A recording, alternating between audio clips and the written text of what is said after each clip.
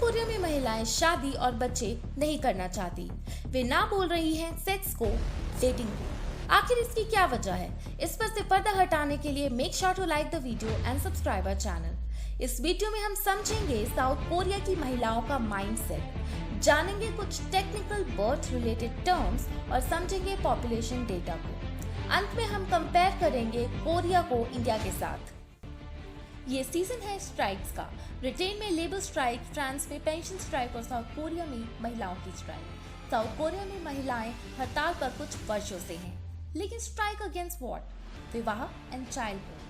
South Korea में महिलाएं दोनों को ही त्याग रही हैं। लेटेस्ट फर्टिलिटी डेटा सियोल में खतरे की घंटी बजा रहा है। जनसंख्या कम हो रही है और सभी धन और नीति समाधान इसको नहीं बदल पा रहे हैं। साउथ कोरिया में महिलाओं का कहना है कि वे इसीलिए विरोध कर रही हैं क्योंकि समाज उन्हें एक बच्चा पैदा करने की मशीन के रूप में देखने लगा है। ये विचारों का आंदोलन बन गया है, एक आंदोलन जिसे 4 ना कहा जा सकता है। 4 ना क्या है? डेटिंग के लिए ना, सेक्स के लिए ना, शादी के लिए ना और बच्चे पैदा करने के लिए ना, ऐसा साउथ कोरिया की महिलाओं का कहना है। 2022 के सर्वे पर नजर डालें तो पता चलता है कि 65% कोरियन महिलाएं बच्चे नहीं चाहती हैं। सवाल ये है कि क्यों, और इसके कई कारण पैसे से शुरू होते हैं। बच्चों को पालने की कॉस्ट अधिक है। वास्तव में साउथ कोरिया को बच्चे को पालने के लिए सबसे महंगा देश कहा जाता है क्योंकि हाउसिंग यहाँ अनअफोर्डेबल है। काम करने के घंटे लंबे हैं और नौकरी की अपॉर्चुनिटीज यानी कि संभावनाएं बहुत कम है। इसीलिए फाइनेंस यहाँ पर एक बड़ी भूमिका निभाता है। लेकिन एक प्रमुख सांस्कृतिक कार्य भी है और समाज की एक माँ से असंभव अपेक्षाएं, उनसे सब करने की अपेक्षा की जाती है। और वैसे ये दुनिया भर में साउथ कोरिया तक ही सीमित नहीं है। इसीलिए कई महिलाएं इन सब चीजों से असंतुष्ट हैं और वे अपनी नौकरी यानी कि करियर से नहीं बल्कि मदरहुड से ही बाहर निकलना चाह रही हैं। वे कहती हैं कि ये एक पर्सनल चॉइस है, जो कि ये है भी, लेकिन इसके बड़े पैमाने पर सार्वजनिक यानी कि पब्लिक प्रभाव भी है। साउथ कोरिया में दुनिया का सबसे कम फर्टिलिटी रेट है। 2022 में इसने अपने ही रिकॉर्ड तोड़ दिए। आइए समझते हैं कि देश का फर्टिलिटी रेट होता क्या है। एक महिला के अपने जीवन काल में बच्चों की एवरेज संख्या। साउथ कोरिया के लिए ये 2021 में 0.8 था। इससे पहले ये 0.84 था। इसका क्या मतलब है? इसका मतलब है एक महिला का ऑन एन एवरेज एक बच्चा भी नहीं होगा।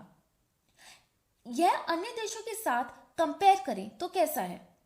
जापान पर नजर डालें तो 2021 में उसकी फर्टिलिटी रेट 1.3 था। बता दें कि जापान भी एक श्रिंकिंग पॉपुलेशन ही है। अमेरिका में ये 1.6 था। क्या आप जानते हैं कि हाईएस्ट फर्टिलिटी रेट क्या है? 7। एक महिला के ऑन एन एवरेज 7 बच्चे होंगे। कहां पर? नाइगर में। लेकिन एक आइडल रेट क्या है? 2.1। एक स्थिर जनसंख्या को बनाए रखने के लिए किसी देश को 2.1 के फर्टिलिटी रेट की आवश्यकता होती है। इससे ऊपर का कोई भी आंकड़ा जनसंख्या को बढ़ा सकता है। साउथ कोरिया का बर्थ रेट 2015 से गिर रहा है। 2020 में साउथ कोरिया में डेथ की संख्या बर्थ की संख्या से पहली बार ज्यादा थी। इसे पॉपुलेशन डेथ भी कहा जा सकता है। इसका नतीजा गंभीर हो सकता है। स्कूलों को छात्रों की कमी का सामना करना पड़ रहा है। मिलिट्री एनरोलमेंट में नियमों में ढील दी जा रही है और रिटायर्ड लोगों की पेंशन खतरे में है। साउथ कोरिया को तुरंत सुधार की आवश्यकता है, वरना उसे 10 सालों के भीतर लेबर की बड़ी कमी का सामना करना पड़ेगा। तो आखिर इससे बचने के लिए वे लोग कर क्या रहे हैं? वे रोबोट पैदा कर रहे हैं। जी हाँ, साउथ कोरिया कार्यबल यानी कि वर्कफोर्स के लिए रोबोट और आर्टिफिशियल इंटेलिजेंस डेवलप कर रहा है। ये समस्या पर पैसा भी फेंक रहे हैं। सियोल ने अपनी जनसंख्या को बढ़ाने के लिए पिछले 16 वर्षों में $200 बिलियन से अधिक खर्च किए हैं, लेकिन ऐसा लगता है कि यह अभी भी अपनी महिलाओं को प्रोक्रिएट यानी कि जन्म देने के लिए राजी नहीं कर सके हैं। पड़ोसी देश जापान इसी तरीके के संकट से जूझ रहा है।